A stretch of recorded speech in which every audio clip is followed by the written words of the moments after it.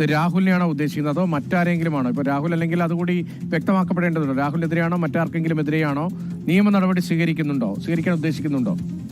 തുറന്നു പറച്ചിൽ പുറത്തു വന്നതിന് ശേഷം രാഹുൽ മാങ്കൂട്ടത്തിനെതിരായിട്ടുള്ള വിമർശനങ്ങൾ സോഷ്യൽ മീഡിയയിൽ ഉയരുന്നുണ്ട്. ആ വിഷയം നമ്മൾ റിനി ആനോട് പറഞ്ഞിരുന്നു, അത് ചൂണ്ടിക്കാട്ടിയിരുന്നു. പക്ഷേ ആ പേര് നിഷേധിക്കാൻ അവർ തയ്യാറായിട്ടില്ല. പക്ഷേ അയാളാണെന്നുള്ള കാര്യവും അവർ പറയുന്നില്ല. ഇങ്ങനെ ഒരു നേതൃത്വത്തിൽ ഇരിക്കുന്ന വ്യക്തി ഒരുപാട് പേർക്ക് ഇങ്ങനെ ശല്യമായി മാറുന്നു, എന്നിട്ട് ആ വ്യക്തിനെ പല സ്ഥാനങ്ങളിൽ എത്തിക്കുന്നു എന്നൊക്കെ പറയുന്നത് വലിയൊരു സംരക്ഷണ സംവിധാനം തന്നെ ഈ വ്യക്തിക്കുണ്ട്.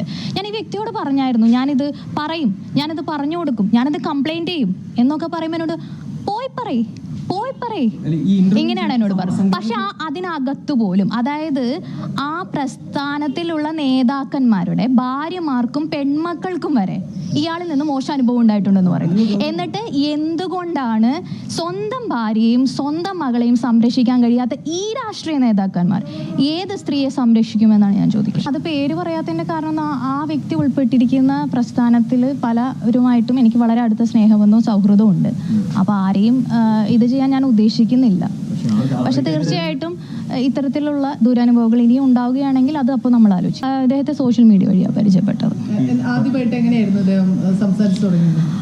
ആദ്യം സംസാരിച്ചു തുടങ്ങിയപ്പോൾ തന്നെ ഇത്തരത്തിലുള്ള ആറ്റിറ്റ്യൂഡിലേക്കാണ് വന്നത്. അതായത് എന്നെ നേരിട്ട് കണ്ടിട്ട് പോലുമില്ല, എനിക്ക് മെസ്സേജുകൾ അയക്കുകയാണ് ചെയ്തത്. അപ്പോൾ തന്നെ മോശം രീതിയിൽ മെസ്സേജ് അയച്ചപ്പോൾ അതെനിക്ക് വളരെ ഷോക്കിംഗ് ആയിരുന്നു. കാരണം ഇങ്ങനെ ഒരാളിൽ നിന്ന് നമ്മളത് പ്രതീക്ഷിക്കുന്നില്ല. നല്ലൊരു സൗഹൃദമാണ് പ്രതീക്ഷ. ആ സമയത്ത് തന്നെ പറഞ്ഞില്ല. നമ്മൾ ആദ്യം ഫയർ ചെയ്തായിരുന്നു. അതിനുശേഷം ഞാൻ ഉപദേശിച്ചായിരുന്നു, ഇങ്ങനെ ആകരുത്, കാരണം നിങ്ങളൊരു യുവ നേതാവാണ്, വളർന്നു വരുന്ന ഒരു മിടുക്കനായ ഒരു വ്യക്തിയാണ്, അപ്പോൾ നിങ്ങൾ സമൂഹത്തിന് മാതൃകയാവേണ്ട ഒരാളാണ് എന്നെല്ലാം ഞാൻ ഉപദേശിച്ചിരുന്നു. പക്ഷെ അങ്ങനെ ഉപദേശിച്ചു കഴിഞ്ഞപ്പോഴും അദ്ദേഹം പറഞ്ഞത് പ്രമാദമായ സ്ത്രീപീഡന കേസിലൊക്കെ പെട്ട രാഷ്ട്രീയ നേതാക്കന്മാർക്ക് എന്തു സംഭവിച്ചു എന്നോട് ചോദിച്ചു. ചാനൽ ചർച്ചയിലാണെങ്കിലും ഇതിലാണെങ്കിലും സമരമുഖങ്ങളിലാണെങ്കിലും എല്ലായിടത്തും സജീവമായിട്ട് നിൽക്കുന്ന ഒരു നേതാവ്.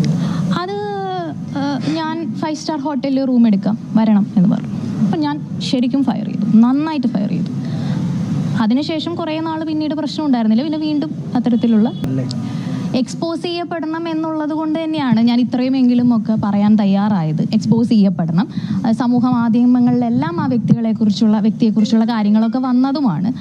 അപ്പം അത് തന്നെ ഹൂ കെയേഴ്സ്, അതാണ്. അല്ല, അതിനെൻ്റെ കാര്യം എന്താണെന്ന് വെച്ചാൽ ഇത് ഞാൻ തുറന്നു പറഞ്ഞത് എൻ്റെ പേഴ്സണൽ വിഷയമായിട്ടല്ല. കാരണം എന്നെ സംബന്ധിച്ച് എനിക്ക് 2-3 അശ്ലീല സന്ദേശങ്ങൾ വന്നു, ഞാനതിനെ ഇഗ്നോർ ചെയ്തു, ഞാനതിനെ നേരിട്ടു. എന്നെ സംബന്ധിച്ച് ഇത് എനിക്ക് വ്യക്തിപരമായിട്ടൊരു പ്രശ്നമേ അല്ല. ഞാൻ അതുകൊണ്ട് തന്നെയാണ് കേസായിട്ട് ഒന്നും മുന്നോട്ട് പോകാണ്ടിരുന്നത്. ഇത് പല സ്ത്രീകളും നേരിടുന്നുണ്ടെന്ന് ഒരു സ്ത്രീ പോലും ഇതിനെതിരെ ഒരു വാക്ക് പോലും സംസാരിക്കുന്നു.